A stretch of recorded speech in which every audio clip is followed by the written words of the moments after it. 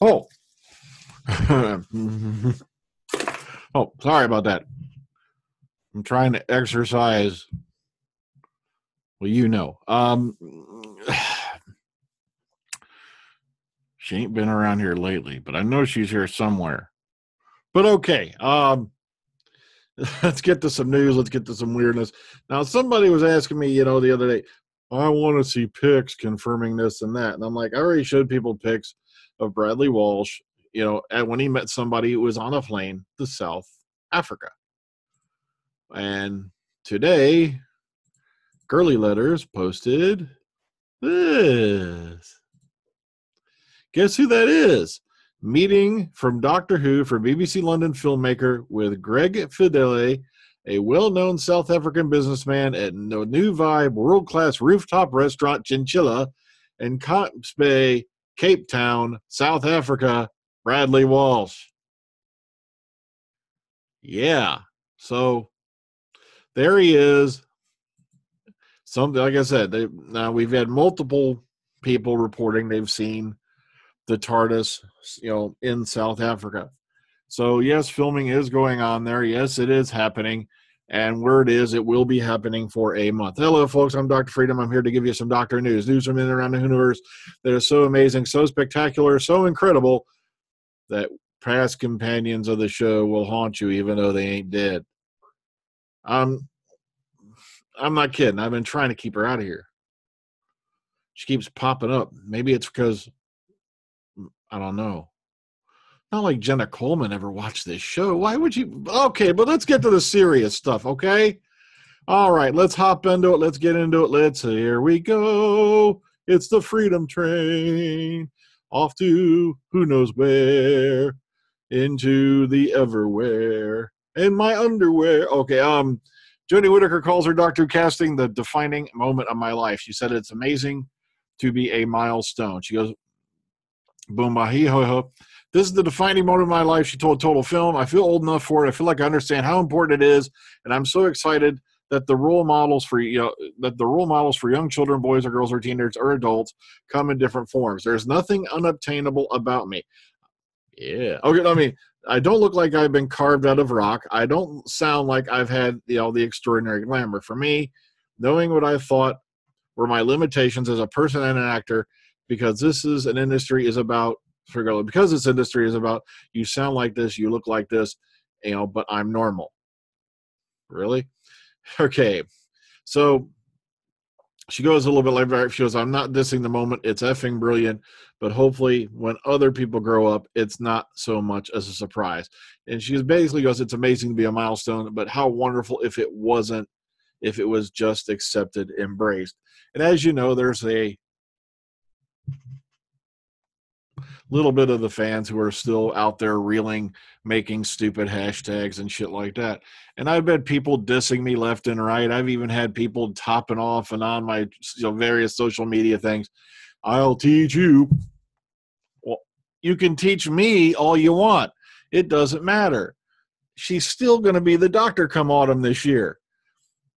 I'm sorry. Did you see how well all those petitions worked against them? They're, kicking her out of the Christmas special at the end. Yeah, it really worked, didn't it?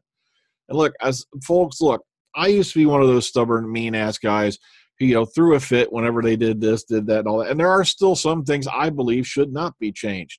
But the thing is, this show is all about change. But let's move on to something new for you. I'm beating the dead horse again. Next thing you know, it'll be haunting me too. All right. Twice by the time, we got some production artwork, and this is over on BBC One, and some very beautiful stuff from, the Christmas special. So you can go here, scroll through all this nifty shit. Oh, look at this, cool. So if you're into this end of things and all that, it kind of gives you an idea of how it goes from concept to the page and things like that, or what actually winds up on the screen. So be sure to go check this out. Moving on. Okay, wham. And here we go. Finally, we have a thing out about the Doctor Who Magazine 2018 yearbook, or Doctor Who the magazine special. And it gives little highlights, interviews with all these folks, yada, yada, yada. And boom, boom, boom. And it's, of course, Peter on the cover with somebody looking in the background there. And here's some pictures of y'all. Ooh, look at that. Ain't that cool? Of stuff that's in there that you may want to see. It's like I said, it looks like it's an incredible thing. It is out on sale now, priced at £5.99. Okay, end of an era. This is part one, Moffat's best moments, and is over on Blogged or Who. And this is, various folks giving their take on it and yada, yada, yada. So Moffat's best moments. All right. Why Cape Town has become a go-to filming location. Girly Letters threw this up.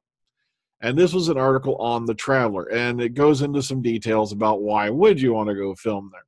And it goes into some like the facility we have in Scotland is an old factory that we refurbish and make stages. And it's about this is the folks from Outlander. And it gives you an idea of all the stuff's been shot there. I just thought it's a really nifty trivia piece, and all that. Kind of gives you an idea why the hell are we there? What's filmed there? What's been filmed there? And, so give it a quick read through if you like. All right, moving on. Doctor Series 11 will be missing another fan favorite writer, and that is Sarah Dollar. The other one being Mark Gatiss. Sarah is basically going to be a bit too busy and all that to be writing for Series 11. So even if they ask, I think she said she's going to be tied up. Also, I cited this over on Amazon. Doctor Who: The Complete Peter Capaldi Years will be available on February 13th, and it'll be you can pre-order it now at $120. This ain't too bad. I paid like $110 for my Tenet Years when I got it. I just hope they made it easier to get the discs in and out of it. He said that was the only problem I really had with the Tenet Years. Okay, Pocket Mags. And if you want to take a quick preview of the 2018 thing, also they got. Let's see if this will work for real quick. Here's a way called over on Pocket Mags and all that. So here's the available, blah, blah, blah. So here it is. Yada, yada. Okay. And lastly, how the TARDIS made a tight landing on a fan's balcony. Okay. So basically, it's a weird way. It's currently living on the balcony on the front of my house.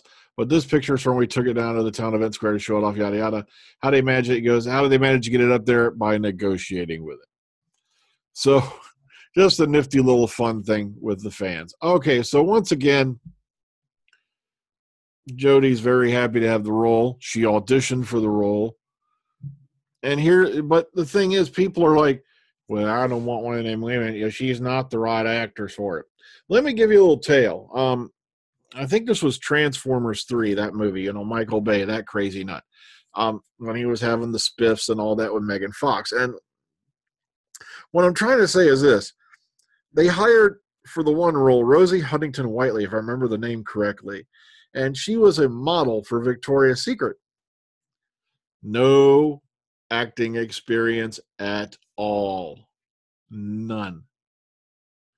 Now, you could have wound up with like a 19-year-old or a 20-something-year-old who had no experience with it whatsoever. Let's just say her last appearance on stage involved a pole. And you see what I mean? No, you have Jodie Whittaker, who's 35 years old. She's been in countless things. She's been in a movie with Peter O'Toole. Very well-known actress. And yet everybody's still throwing a fit, claiming she's not qualified. That's one of the new arguments. I hate to say it, but from what I've seen of her resume and some of her performances, because I have been studying up, I think she's more than qualified. That's just me. Well, folks, I'm going to get on out of here, so please enjoy your weekend. Take care. Ta-ta. You didn't see her, did you? Okay, maybe that voodoo stuff's working on keeping her out of here. I hope.